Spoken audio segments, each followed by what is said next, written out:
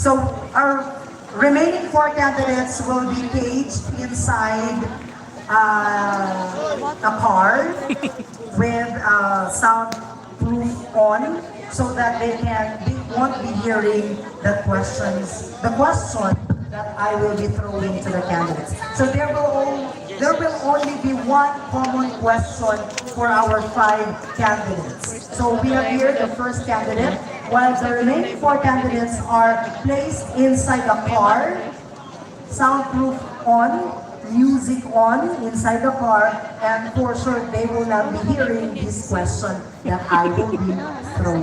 Are you ready, candidate number 5? I don't have a choice but to ready, but I would like to take this opportunity to thank the honorable panel beautifully sitting there for making me to the top 5. Thank you so much.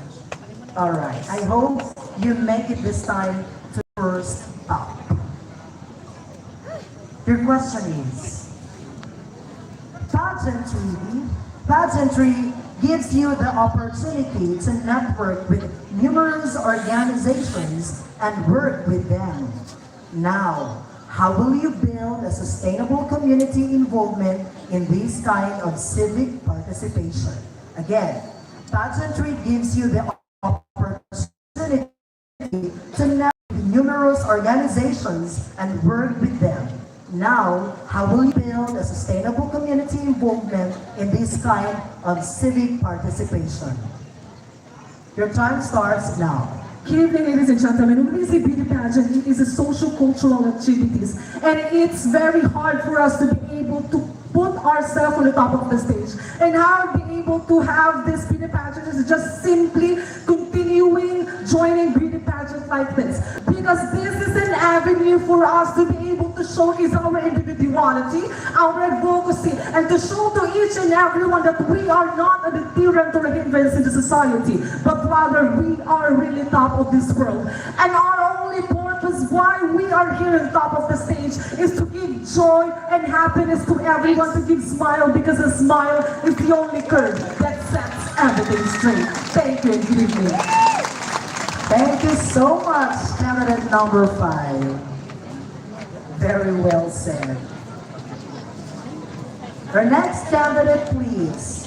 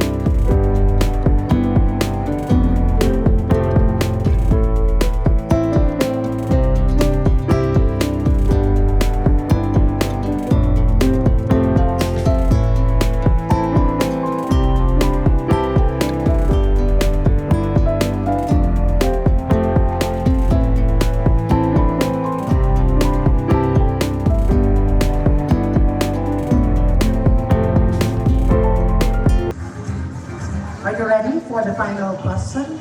I don't have a choice. I didn't hear any answers aside from I don't have a choice. Baka pwede bang yes? Kagad. Alright, but anyway, that gives you a high morale on answering that. That's what I do. Your question is, pageantry gives you the opportunity to network with numerous organizations and work with them. Now, how will you build a sustainable community involvement in this kind of civic participation?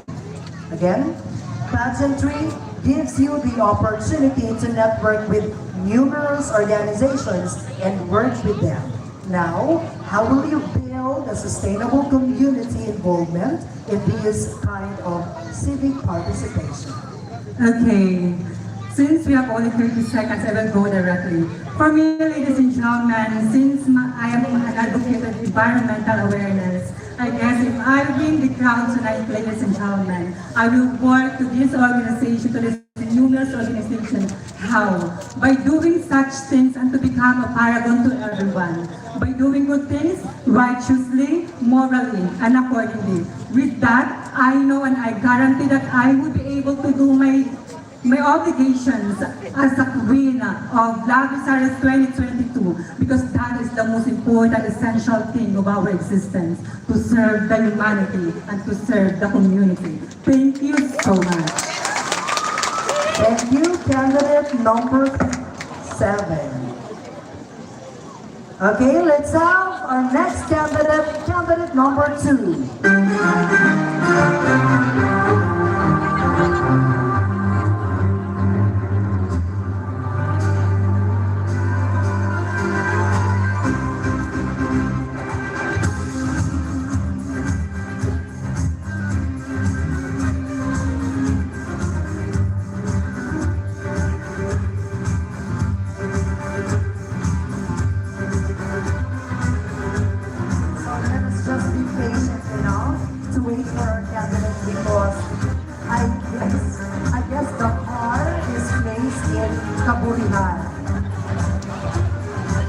At sa kaburihan at kotse.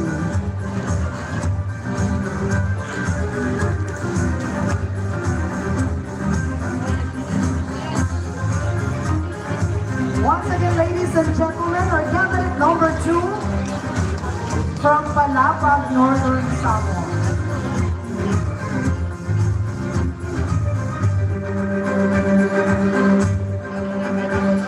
Let's try this if the question will be differ from the others. How are you tonight? Candidate number 2. Are you ready to answer the final question? Well, I'm out of words. I cannot just express the perfect adjective. I did a lot of my homework. Bring it on. Thank you. That's what I want. Then, here is your question. Pageantry gives you the opportunity to network with numerous organizations and work with them. Now, how will you build a sustainable community involvement in this kind of civic participation? Again, pageantry gives you the opportunity to network with numerous organizations and work with them. Now, how will you build a sustainable community involvement in this kind of civic participation? I believe as a member of our alternative genders, I am obligated to be here to share about this, because this is not about glitz and glamour. This is important to us because we are structurally disadvantaged with social and socio-economic opportunity. I will maximize the utilization of our social media platforms to outsource people to do awareness campaign and be able to reach, such as be able to our influence. At the end of the day, my obligation not ends with here, but of course, tomorrow and forever. Thank you and good evening. Enjoy the rain and while waiting the rainbow. Thank you. Thank you so much, candidate number 2. Ang gagaling, ang gagaling. We're down to last two candidates. Next, we have candidate number 4.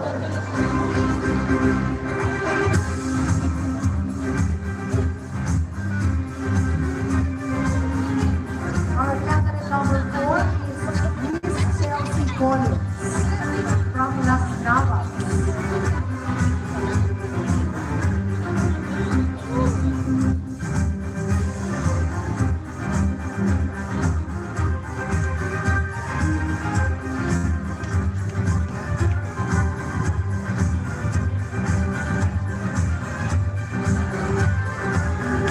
Once again, let's give a round of applause to candidate number 4.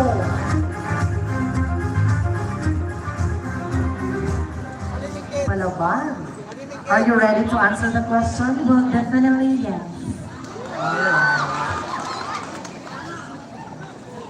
To define your title tonight or your position tonight, here is the question. Pageantry gives you the opportunity to network with numerous organizations and work with them. Now, how will you build a sustainable community involvement in this kind of civic participation?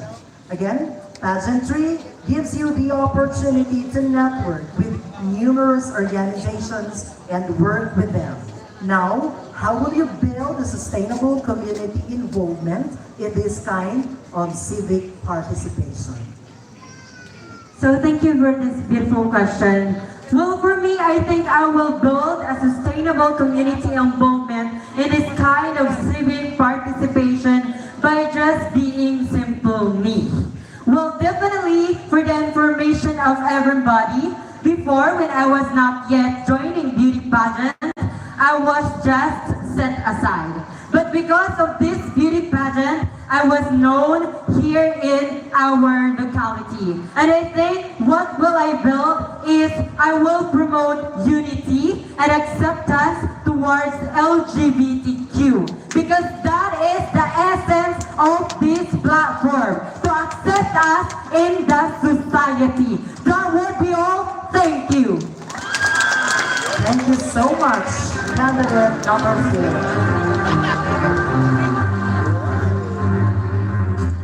Thank you for such very energetic and with conviction answer. Let's have the last candidate. Candidate number 9, Ms. Ozawa Shenabe from Mondragon.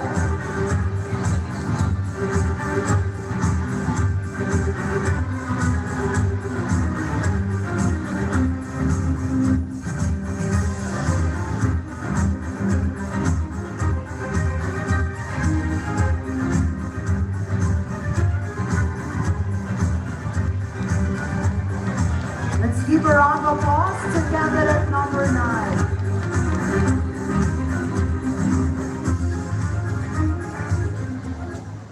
How are you? How was the car? Well, I didn't hear anything there because there's a sound. But anyway, I am so grateful that I belong to the finalists. Thank you so much. Thank you very much. Yes. I'm glad also that that thing served its purpose. Here's your question. Are you ready? Okay. Ready? The question is, pageantry gives you the opportunity to network with numerous organizations and work with them.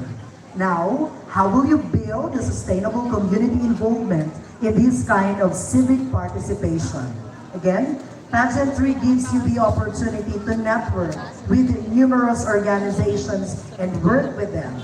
Now, how will you build a sustainable community involvement in this kind of civic participation? Well, I will build a sustainable community involvement in this kind of civic participation by being true to myself.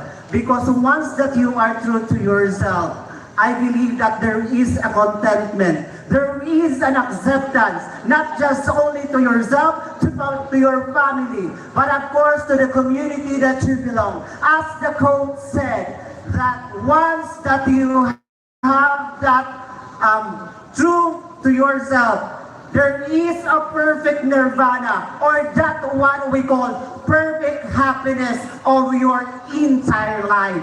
That would be all. Thank you. Thank you so much, candidate number 9. And that ends the final question and answer. We will be waiting for the result, and later which we will